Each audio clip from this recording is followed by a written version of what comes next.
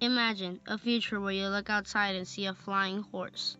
A future where you know your sick brother will have a new pig heart. A future where the sight of a dinosaur is an expected thing. Our world may not be like that, but we are sure close. In a few years may not be a figure of our imagination, but reality. The start to this future is what we call hybrid animals. In the world today, we have hybrid animals. These aren't anything crazy or out of the ordinary, but things like this. Scientists have two ways to make these creatures. The most common way of making them is a process called crossbreeding. It is found when two animals are close enough to mate with each other. The second way is the exact way this lovely comma is made, in a lab. The comma is a hybrid of a camel and a llama. Since they differ in size, the hybrid was made by genetic modification to the embryos. The use of hybrids vary, but mainly they are used to have the traits of both the father and the mother. The mule was made for that specific reason. The mule got its athletic ability from the horse and its intelligence from the donkey. Another reason people make hybrids is for money. Most aren't, but hybrids like our friend the tiger is made for this purpose. They are made from breeders and are only found in zoos. The idea of a hybrid dates back to ancient Greece, where in Greek mythology, a chimera was thought to be a fire-breathing hybrid with the head of a dragon, another of a lion, and a third of a goat. It also had wings and a snake tail. This is where out of nowhere came hybrids. Since the 1930s, hybrids have been helping us. The mule was a tool used for farming in hopes of getting an animal with the traits of both parents. They wanted the traits of a horse and a donkey, so they breeded them together. They did it successfully. On April 21, 2014, a rare crossbreed happened between a zebra and a donkey at a zoo. The Reynosa Zoo, located in northeast Mexico, was home to this miraculous event, where a hybrid was made. The donkey, originally to pull heavy loads and thought to have appeared in zoos in the 19th century, and now are a well-known hybrid. From everything good, there's always something bad. To this, hybrids are no exception. In the natural world, hybrids can be found.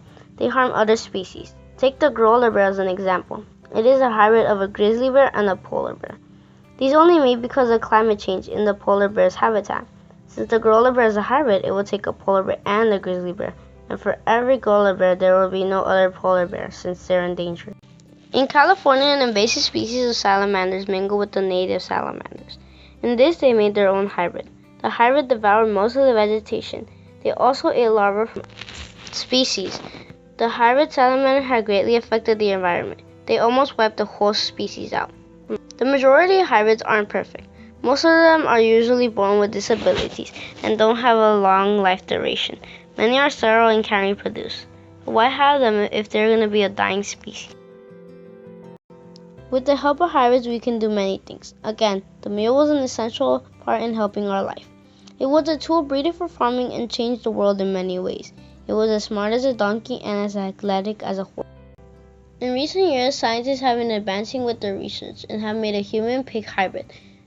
They only last about 2 weeks and have only been in the embryo stage, but this is still an advancement in science. With this, we have learned that we can grow human parts in pigs. This may even be used one day to grow a heart for a patient in need. World hunger can be stopped with the help of hybrids. Scientists have mixed the likeness of a salmon with the growth of an eel to make what is known as frankenfish. The fish growth speed was increased, and with this, scientists can help end world hunger. Hybrids from today can say a lot about our future. For example, at this very moment, we are trying to make dinosaurs. It sounds crazy, but we're only a few years away. One step at a time, we start with the woolly mammoth. An elephant, as having it as its predecessor, could be extracted and made into genes of a woolly mammoth. The starters is found in a hybrid like the comma, which has to be made in a lab. These techniques will help in the production of ancient creatures. In our future, you may see people with a pig heart or another animal. We're closer than ever on this. Scientists have already begun experimenting on them. Pig-human embryos are now being tested and used to make human parts in pigs. In the world that we live in, there are many wonders. Of these are hybrid animals. We have known them since ancient times. We use them as tools, as research, and as final hope to species. And thanks to them, we will not only have problems, but solutions to others.